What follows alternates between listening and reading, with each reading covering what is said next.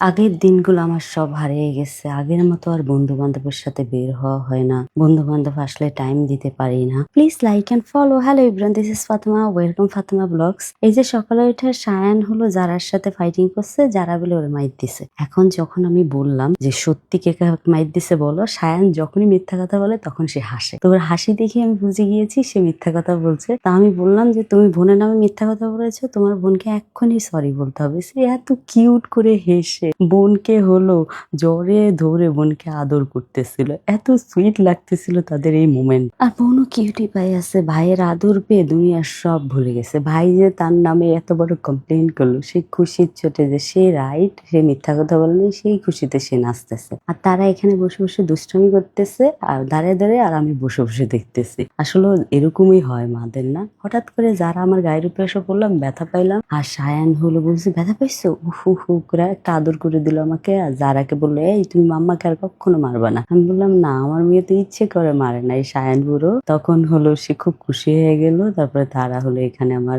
সোফার জিনিস গুছাচ্ছে, গুছিয়ে হলেই যে তারা কম্পিটিশনে এখানে হলো রানিং কম্পিটিশন হচ্ছে। তারপরে আমি বললাম যে কিউটি পাইরা তোমরা বাসাটা নোংরা করো না, বাসার জিনিস গুছিয়ে রাখো। তারপরে এই যে বলা মাত্রই যারা হলো সুন্দর করে খেলনাটা উঠে গুছিয়ে রেখেছে। এখন যারা কেন খেলনাটা উঠাইলো, সেই কষ্টে সায়ান মন এত খারাপ করে ফেললো। তারপর হলো যারা ফুটবল এনে দিল, দেওয়ার পরে সায়ান খুশি হয়ে আমার সাথে ফুটবল খেলছিল।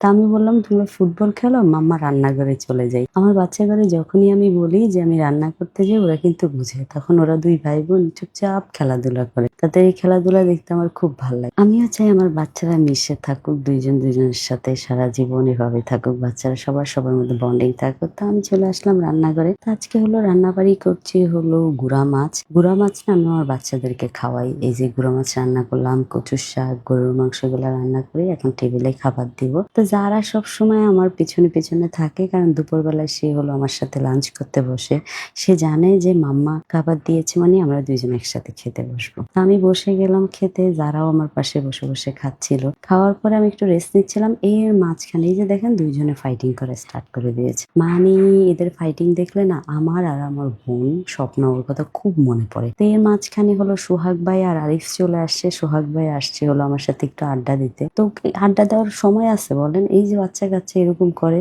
তো আমি ভাবলাম যে আমি একটু বাহিরে যাব, তাও যেতে পারিনি। সায়ান সাথে যাবেই। তারপর সায়ান আমাকে এখানে এসে ড্রপ করে দিয়ে তারপর হলো সে বাসায় চলে গেছে। তবে একটা জিনিস কি জানেন, আমার এটা খুব ভাল লাগে যে আমার ফ্রেন্ডরা আসলো আমার বাচ্চাদের সাথে ওরা টাইম দেয়। আমার সাথে টাইম দেওয়ার থেকে আমার বাচ্চাদেরকে ওরা বেশি টাইম দেয়। এটা আমার খুব ভাল লাগে। আমার পছন্দের একটা ডেজার্ট সোহাগ ভাইকে খাওয়াইলাম। তারপর আমি আরেকটা ডেজার্ট অর্ডার দিলাম। আমি আবার বাহিরে গেলে না এই ডেজার্ট গুলো খেতে খুব পছন্দ করি। তা আমি মজা করে খাচ্ছিলাম আর আমার পাশে হলো সোহাগ ভাইও খাচ্ছিল। তো আমরা দুইজন খেতে খেতে অনেক অনেক গল্প করতেছিলাম। তবে সোহাগ ভাইয়ের সাথে না আমার টাইমটা একটু ডিফারেন্ট যায়, কারণ হলো সে আমার হলো বড় ভাইও বলতে পারেন। তারপর আমার সবকিছু ভালো মন্দ সবকিছুতে ও আমাকে সব সময় সাপোর্ট করে। তো এখানে হলো দারাজ থেকে এই খেলনাটা অর্ডার দিয়েছিলাম। দারাজ একদম বকওয়াস একটা খেলনা দিছে। মানে দারাজের মতো একটা প্রতিষ্ঠান এত বাজে একটা খেলনা মানে অর্ডার অর্ডার দেওয়ার পরে দিচ্ছে, আমরা খুব হার্ড হয়েছি। তো আপনারা অবশ্যই বুঝে শুনে অনলাইন থেকে প্রোডাক্ট কিনবেন। সবকিছু মিলে আজকের দিনটা খুবই ভালো গিয়েছে। Thank you so much for watching my video. By.